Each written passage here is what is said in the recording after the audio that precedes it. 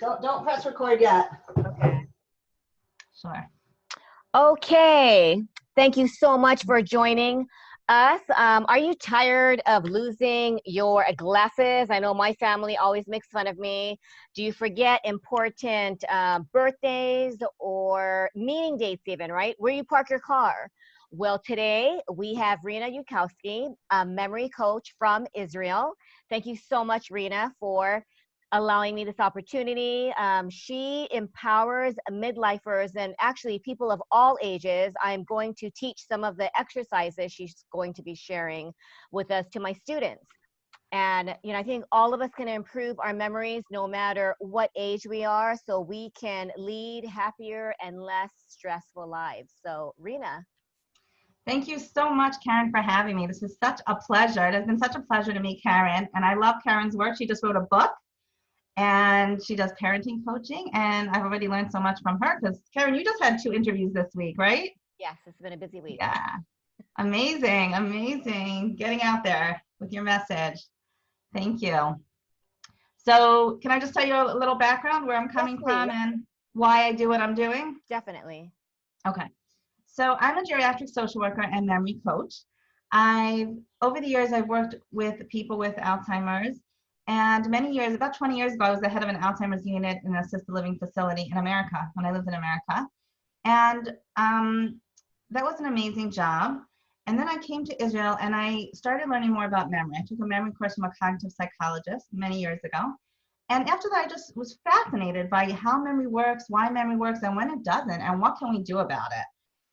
So I actually did a lot of research and read books and listened to all the experts, webinars and seminars. And over the years, I've just developed my own memory improvement course. It is geared for seniors, but seniors now, I say midlifers and seniors, people in their 40s and 50s are starting to get worried about their memory. And there are a lot of reasons for that. So I teach memory improvement courses live here in Israel, and I love it. I love doing it. The seniors love it. They feel so empowered to know that there's so much they can do to help themselves. They don't just have to age into memory loss and grumpiness and loneliness, and there's so much they can do. So I'm actually putting my course online now. I'm in the process of launching it online. So at the end of the interview, I'll let you know more about that and how to reach me and if you're interested in hearing more. But we also want to connect this today to parenting and stress, because I actually wrote an article a few weeks ago about COVID and stress. The last, 9-10 weeks already, we've all been, I think, in a heightened level of stress and anxiety. Even the most easygoing people, I think, have felt stress over the past few weeks. And our children, we've been home. Most of us, I think, pretty much all over the world have been home with our kids for many weeks now. And children have different ways of expressing their anxiety. So the question is the first thing I want to talk about is, what does stress do to the brain? And how can we help ourselves and our children de-stress a bit in these times? That's the first thing we'll talk about. So first of all, stress really does impact the brain very strongly, especially chronic exposure to stress. So if you're exposed to stress for a long time and the cortisol levels in your body are very high, that is going to affect your brain. You're going to feel more unfocused. It's going to be hard to focus. It's going to actually shrink. This is long-term exposure, not just like 1 or 2 days, but it's going to shrink the hippocampus in your brain. The hippocampus is the part of your brain that's in charge of memory and learning. We do not want that shrinking. We want that growing. We want that wiring. We say cells that fire together, wire together. We want to be building more brain connections. We don't want anything shrinking or dying in our brains. So basically that's how stress, it also weakens our immune system, which we know we don't want that happening now. We want a strong immune system. So the stress affects our bodies, our brains, and stress also makes us produce more beta amyloid plaques, which accelerate aging, and we don't want to do that. At any age, we don't want to be accelerating aging. That's a little about how it impacts our focus and functioning. So how do we help our kids and ourselves de-stress? And I'm going to throw out a couple ideas. I'm sure everyone's thought about this over the past few weeks, but here are a couple ideas that are really, really helpful. And just focusing on them is helpful. So the first thing is, we know deep breathing, meditating, mindfulness, right? Sometimes it's very easy for our brains and our children's brains to go into a very worrisome place, a lot of fear, a lot of anxiety, and our brains go there very fast. So keep bringing ourselves back to the present moment. And this is a question that I ask myself all the time. Right this minute, am I okay?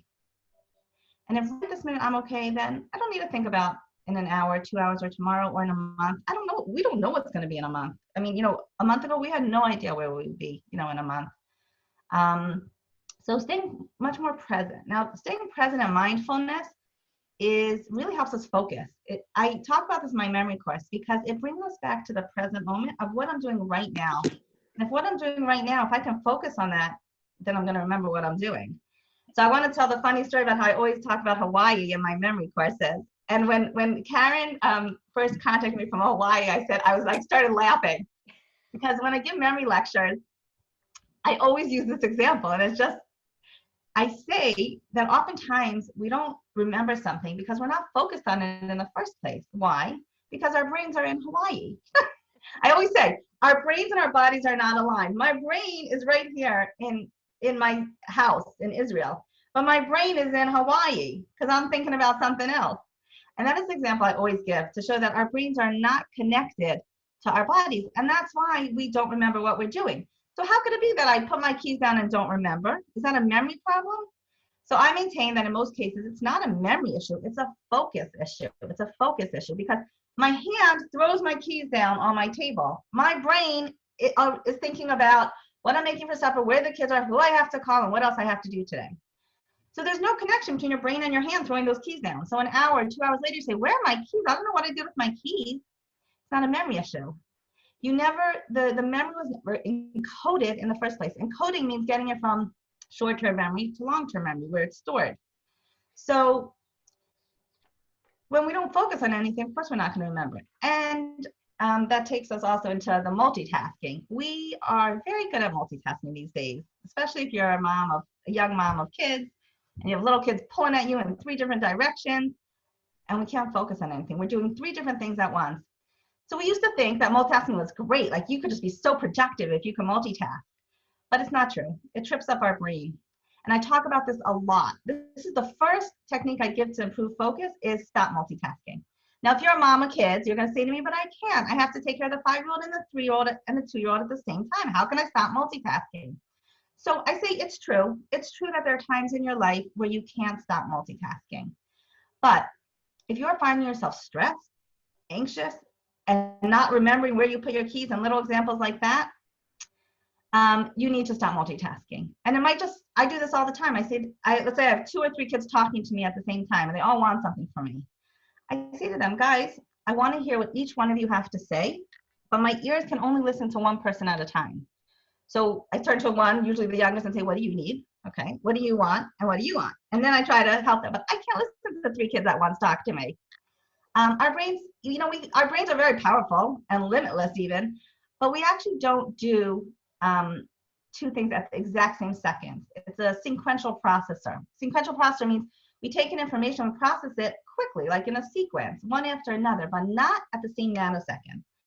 So when we're talking about improving our focus, if you stop multitasking, you'll find that you're less stressed. You can actually focus on what you're doing, which of course is going to help you remember. So going back to the example of putting my keys down on the table, if I actually look at my hand and just focus on what I'm doing without any other fancy techniques, just focus on what I'm doing, that alone is going to help you remember what you did if your brain is not in 3 other places. So it's just bringing your brain, that's the mindfulness. It's bringing your brain to where your body is. It's just being present right now, right here. And taking a deep breath. You need to do a lot. I've been doing a lot of deep breathing over the past few weeks. Because why? It gets oxygen to our brain. So automatically, getting oxygen to your brain is going to help you focus and remember what you're doing. I have a great story to tell about that. I taught this course in September, like September, October, November, in a city nearby called Beitar. It's 20 minutes away. One of the ladies in the course, she was probably one of the older ladies. She was probably in her 80s. And just this technique alone of taking a deep breath when you can't recall something, she told me she was walking with her 19-year-old grandson, and they were trying to remember the name of a neighbor, and neither of them could remember the name of the neighbor. So she took a deep breath, or maybe a couple deep breaths, and she came up with the name before her 19-year-old grandson. She came back the next class and said, guess what? I remember something before him. And she was so proud of herself. And it was no fancy technique. It was simply de-stressing, not panicking that you didn't remember something, and getting oxygen to the brain. So that's just the number one, meditating, breathing, and practicing mindfulness. So I connected that to parenting and remembering. The next thing in de-stressing is to remember to socialize. Even though we're socially distancing, and we might not have seen some of our closest family and friends for months at this point, right?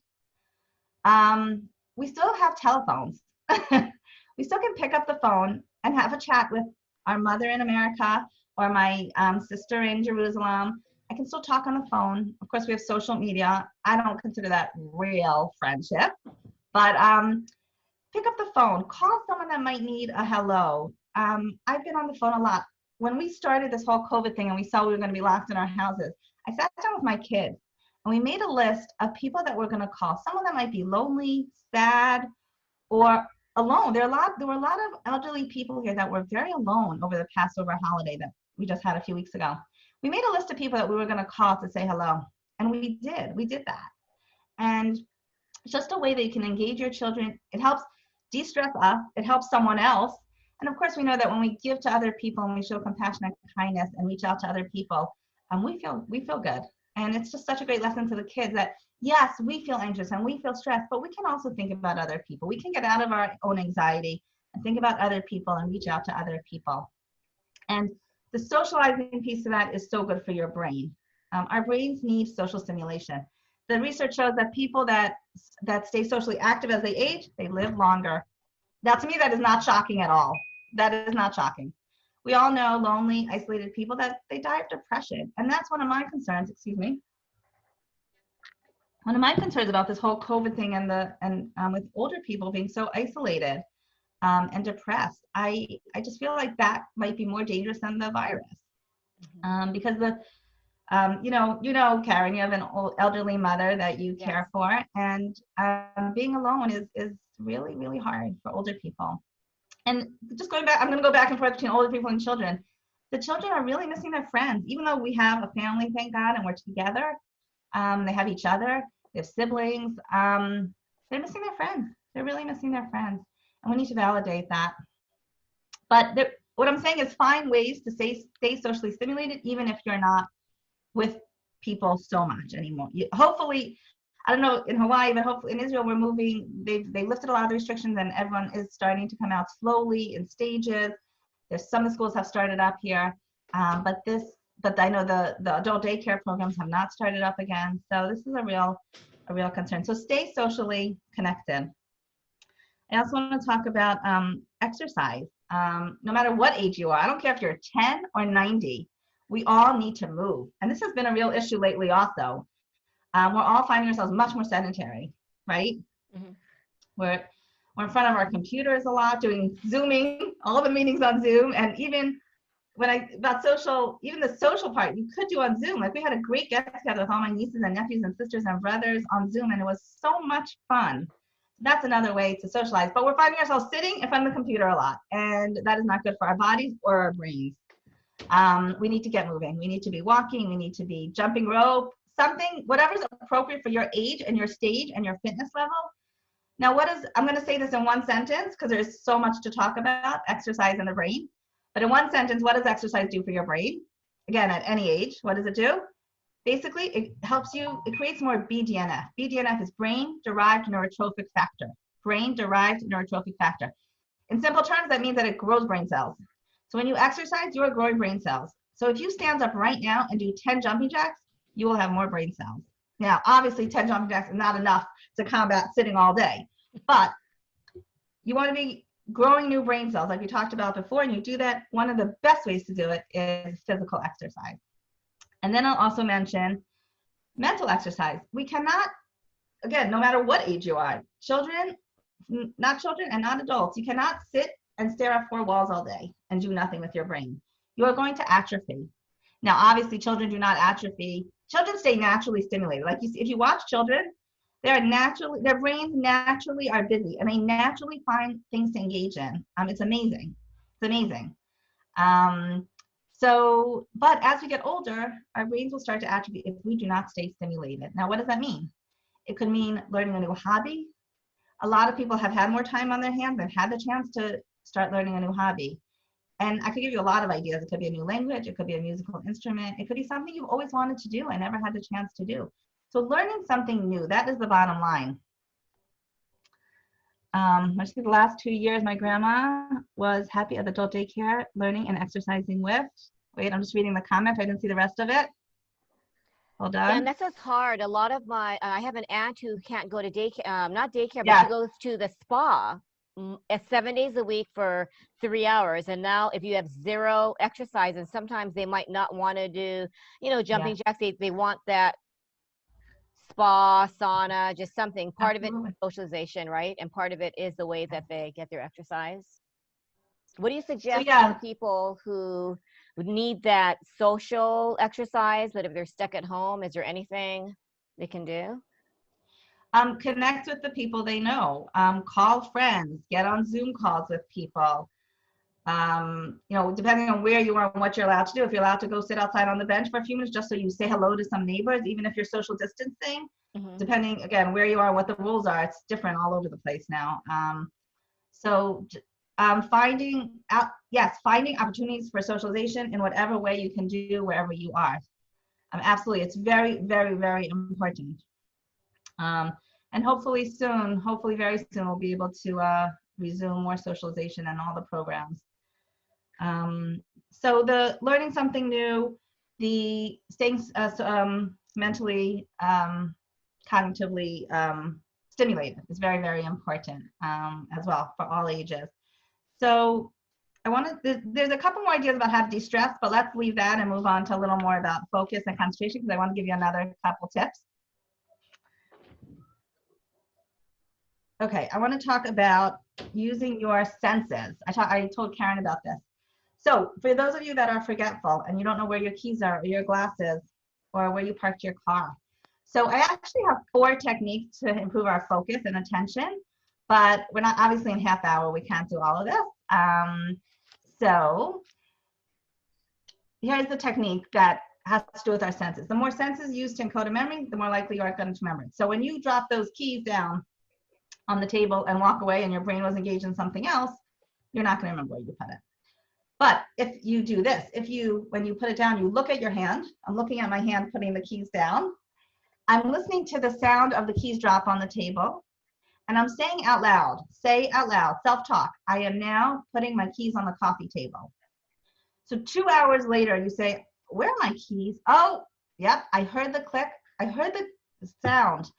I saw my hand put them on the coffee table, and I remember saying out loud. I heard myself say out loud, I am now putting the keys on the table. That is a very simple and helpful technique. You can use it for when you leave your house and you don't know if you lock the door or not. Now, again, what we're doing here is we're bringing our focus to what we're doing. We're paying attention to what we're doing instead of doing things haphazardly. So we're paying attention to what we're doing. When you lock the door, this happens to a lot of people. Did I lock my door? Did I not lock my door? Take away the self-doubt. Use your senses. Look at the key. So you're being very present and mindful. You're watching your hand put the key and entering the key. You're feeling the key in your hand. You're hearing the click of the door. And you're saying out loud, I now locked my door. So you go on your way and you get to the store and you say, I don't remember if I locked my door or not. Yes, I do. I said it out loud. I heard myself say, I now locked the door. It's very helpful. Then people say, I'm worried that people are going to think I'm crazy because I'm talking to myself. I say, don't worry about that. First of all, it's better that people think you're crazy and you remember what you're doing. But really today, everyone's on their phones with earphones and Bluetooth. Everyone's talking to themselves. So I don't think you have to worry about that so much anymore. You can use this technique of using your senses as well for remembering whether you turned off the stove, which is a big issue for people. Remembering whether you made a doctor's appointment and what time that appointment is. Let's say you make an appointment and you're not near your calendar to write it down. How am I going to remember that I made that appointment? Well, I'm going to say out loud, I have a doctor's appointment on May 20th at 8 o'clock. I have other techniques to help you remember those numbers, but for now, we're using our senses. So saying it out loud. So then when you do get to your calendar to write it down, which by the way, you should do right away, I heard myself say out loud, May 20th, 8 o'clock. So this is a very simple technique that you could use for many, many things that you want to remember. Now, children can do this as well. If children say, well, Mom, how am I going to remember whether I don't know, what's the example? Whether I, Put their homework in their backpack. right, exactly. I was just thinking the same thing. Where I put my homework. So when the kid puts their, let's say their math book in their, I want to say tick is the Hebrew word for backpack. When they put their math book in their backpack, say aloud, I am now putting my math book in the backpack. And they might say, that's ridiculous. It might be ridiculous, but you have a much higher chance of remembering it. So this is actually a tip that you can use with all ages. And it really, really, really does help. Now, people tell me that what's helpful about this, just to begin with, is the awareness alone that it's not your memory failing, but that it's your focus and attention. Like when I teach this, I tell the ladies this week, notice when you forget something, if it was your focus, if you were not paying attention in the first place. And they always come back to me and say, yep, the awareness alone that it was my focus, that I wasn't focused to what I was, it was not a memory issue, but a focus issue, it's so empowering and freeing. Because as people get older, they're really worried. They're worried about getting dementia. And this alone can help a lot of people when we just realize it's not even a memory issue, it's focus and attention. So, okay, let's move on to the brain exercise that I want to share with you. So Karen and I did this the other day and it was really fun. And this is also something you can do at any age, and it would even be fun to do intergenerationally. Let's say, Karen, maybe your mother with your daughter could even play this little game together. And by the way, this is something you could do on Zoom if you want to Zoom with your grandmother, if your kids want to Zoom with your grandparents. You can even do this on Zoom or on the telephone because you don't even need anything to do it. So here's the exercise. And this is an out-of-the-box thinking exercise. It makes our brain think in a different way, which is creative, and we want to be doing that. We want to be making more connection to the brain. So we want to be thinking creatively. Okay, this is how we do it. We want to try to have a conversation with another person without using a certain letter. Now you could choose the letter. It could be S, it could be T, it could be a vowel. If you do a vowel, it's much harder. I'm warning you. So should we demonstrate it, Karen? Yes. In fact, you know what? We did this as a family during dinner the other day. We did it without the letter T, and it does How'd it go?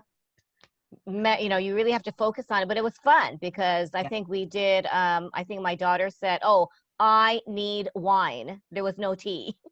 We just started laughing. That's great. That's great. So it's trying to have a conversation with someone else without using a certain letter. Now, it really makes you focus. It really makes you think, and you could feel it. You could feel it clearing cobwebs. You know what I mean? Mm-hmm, mm-hmm. Okay, let's do it real fast. Okay, we'll do it without the letter T. We'll just use that example. Without the letter T. Good morning, Karen. How are you? I'm fine. Can you come here? I would love Flying here. flying. I can say two. I would love one day. I can't say two come. I would love a break and come see you. Doesn't really make too much sense. It's hard to not use the word two. You would be welcomed. Oh. I'm going to use a different word. Actually, the Hebrew word for thank you also has a T in it. Oh, gosh. Okay, how about my pleasure? You can also use a Hawaiian word, mahalo. So Mahalo. you can say thank you without the T, and I bet Mahalo. it's a great way to, for foreign languages, right? Mahalo. Yeah, there you go. Mahalo. So you see how hard it is. Okay, yeah. You see how hard it is. So you can try doing this with any age kids, little kids, as long as they know the letters. So that's just a really fun exercise that doesn't take any other stuff. I'll just throw out other couple ideas for you. And this is also good for, I love the intergenerational, like even an older person could play these games with younger. So any strategy games that make you think, anything that makes your brain think, anything that challenges your brain is going to be good for it. So you want to use it or lose it. So it's about challenging your brain to work well. So any strategy games, any word games, things like bananagrams. If there's also a card game that has shapes in it called Set, which is quite a challenging game. So depending on if you're dealing with someone with dementia, they may not be able to do some of those games. They may be too difficult depending on the level of dementia, what stage they're at. But for the kids, for sure, any of these games are very, very good for their brain. Like before the school started doing long distance learning, we were playing a lot of games. And I kept thinking, like, are we wasting our time? And then I realized, no, this is for kids. This is what develops the brain. Forget the schoolwork. Sorry, I know that's heretical. Forget the schoolwork. Play games. I've been doing concentration. You know, they have it online. And at first I thought too, oh my gosh, you're wasting time, but it really is fun. And it, you know, it's a great way to, right, you said, build your memory. And it could be states.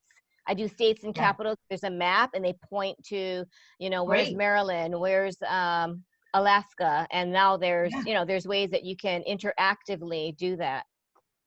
That's great. Yes, anything that, basically the bottom line is anything that challenges your brain. So people ask me, are crossword puzzles good? Are Sudoku good? Yeah, it's all good if it challenges your brain. If you're really good at it and it's too easy, then it's not going to do the trick.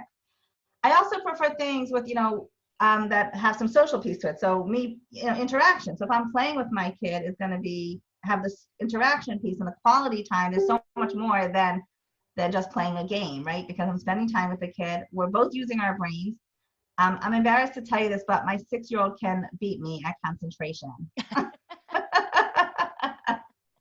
And I'm a memory coach, but she's really good at, you know, the memory cards, 72 memory cards. She is so good at that. It's so much fun to watch the little brains develop and think. They are so fresh and engaged. What can I say? But that's what we want to do. As we get older, we want to keep that. We want to keep that vitality. We want to keep that freshness, sharpness, and newness. So we have to work a little harder at it, though. Like what comes naturally to a 6-year-old, at my age, I have to work a little harder, you know, to hold on to.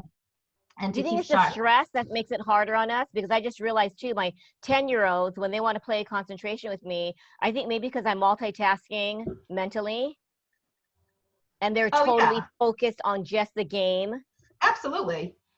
So multitasking, absolutely. That is going to totally, this is where multitasking trips up your brain. There's no way you can play concentration and talk to someone else at the same time when you're at our age.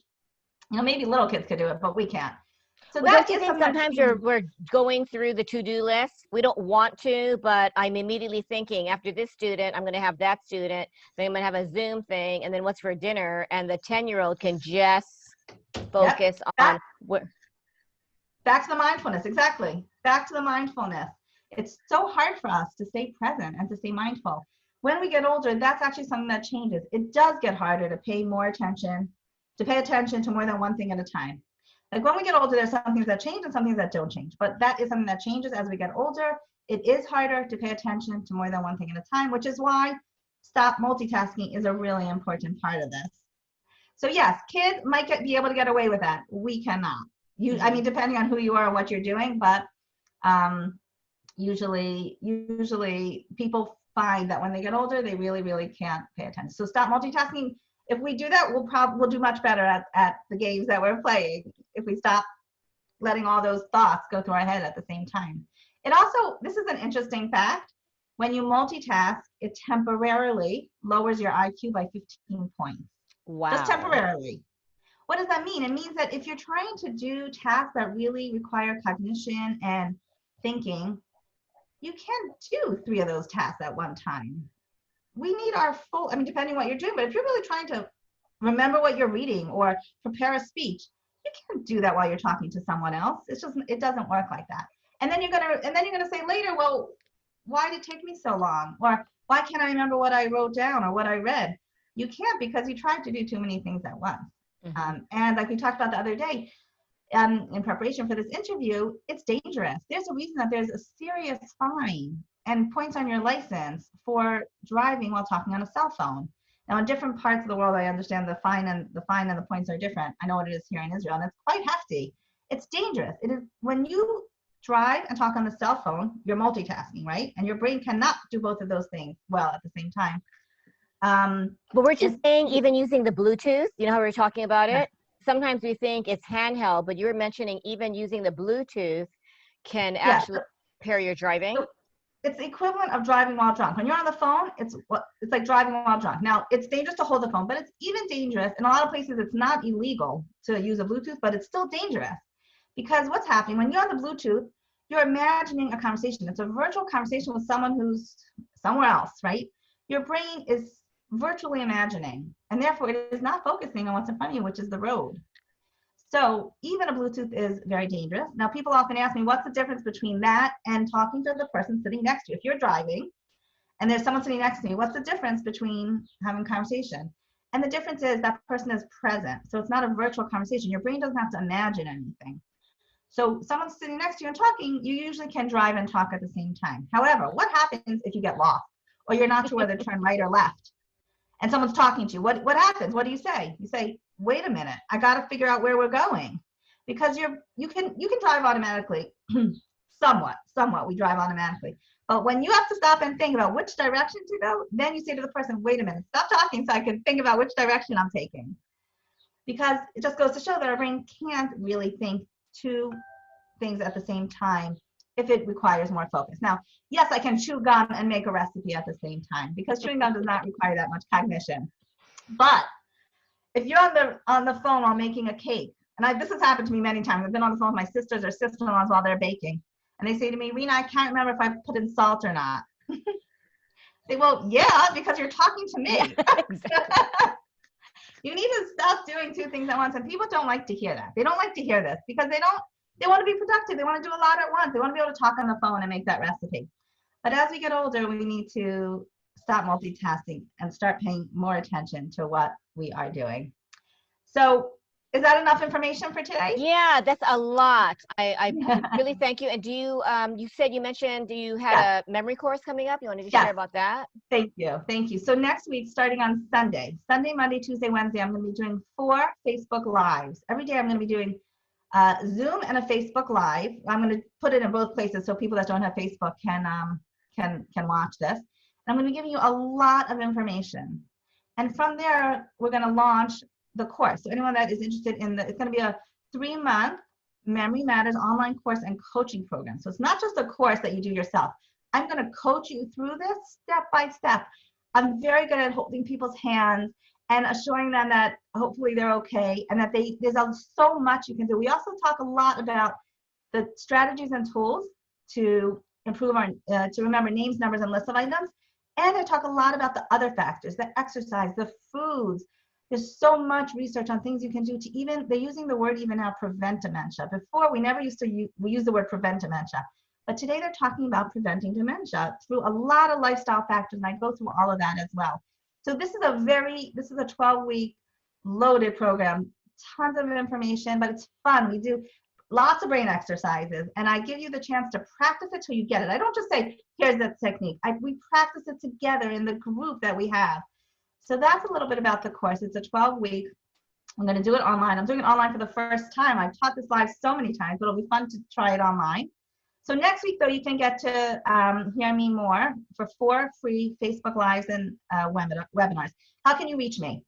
I have a website, renayudkowsky.com. You can go to my website. It's renayudkowsky.com. And there, if you put in your name and address, your email address, you'll get a freebie. And the freebie is how to know whether your memory loss is normal or abnormal. So you know whether you should worry or not worry. Like you can just say, okay, I'm normal, or you can go on to the next step and maybe talk to your doctor about it.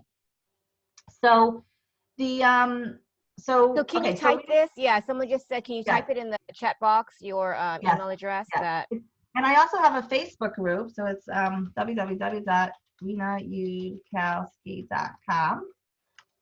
There you go, renayudkowsky.com. I also have a Facebook group called Memory Matters.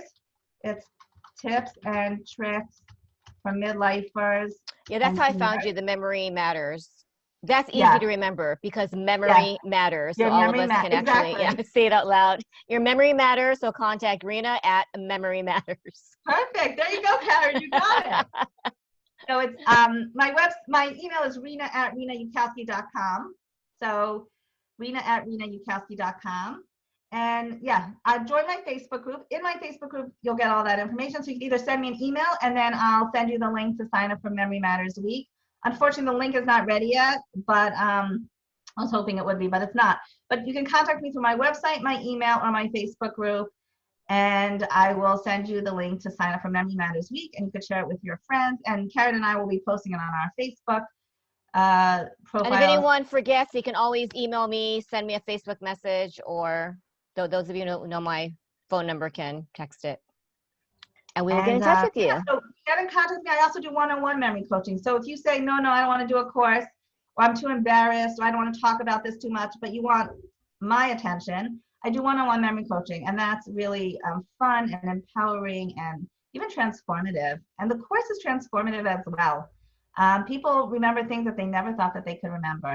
And like I said, it's geared to seniors, midlifers and seniors. So I'm not into the super championship memory stuff. I'm not going to make you remember 100 numbers after pi. I don't think you need that.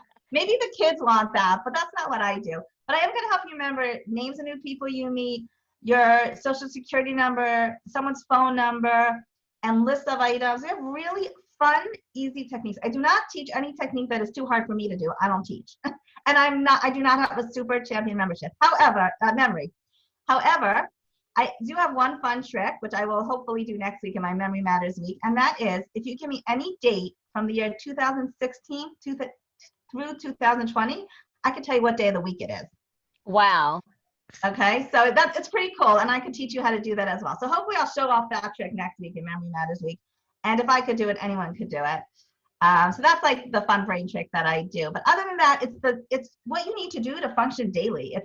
It's how to remember that what you went to the fridge for, where you put your keys, which we started to talk about today, but I do more of it, a lot more of it. And it's fun. It's a fun program, and people see great results. So well, thank you so much, Rena. I think all of us, yeah, even if we just take the time to be present, I think I've been trying to, like, just even deep breathing and being in the now just totally changes. I mean, I've been doing experiments where I put my eyeglasses in a different place. And I've been telling my daughter, okay, mom is putting her glasses on this Tupperware. But what happened was that someone moved the Tupperware. So when I went to the Tupperware, they're like, Mom, was it on the red Tupperware? I'm like, who moved the Tupperware? But at least we remembered where it was. I always say these techniques don't help if you have little people in your house moving things. Exactly. So it has to be like on a dresser or on some place that the dog can't reach, people can't move, and it's, Right. Okay, let me just see. Did anyone ask any questions? Does anyone have any questions? Yes, let's try that. Yeah, she's going to try the no tea game. And it was funny because we can give you a city, Rena, without consonants. And it's only in Hawaii. It's my city is Aiea. I went to Aiea High School, and it's A-I-E. It's A-I-E-A. It's the only city that consists of 0 consonants. So that is if you ever need to have that game, yeah. Aiea. That is so cool. And now you know, in order to say thank you without a T, you can say mahalo. And I know with Lilo and Stitch and The Rock, he's been, that's a big thing that he, taught everyone the mahalo song. So, but thank you so much. We went over, but I appreciate everyone who stayed. I will post this recording, and we will all try to make memory matter in our lives. Great. Thank you so much, Karen. Thanks everyone for joining. Okay, take care, guys. Okay, be well. bye.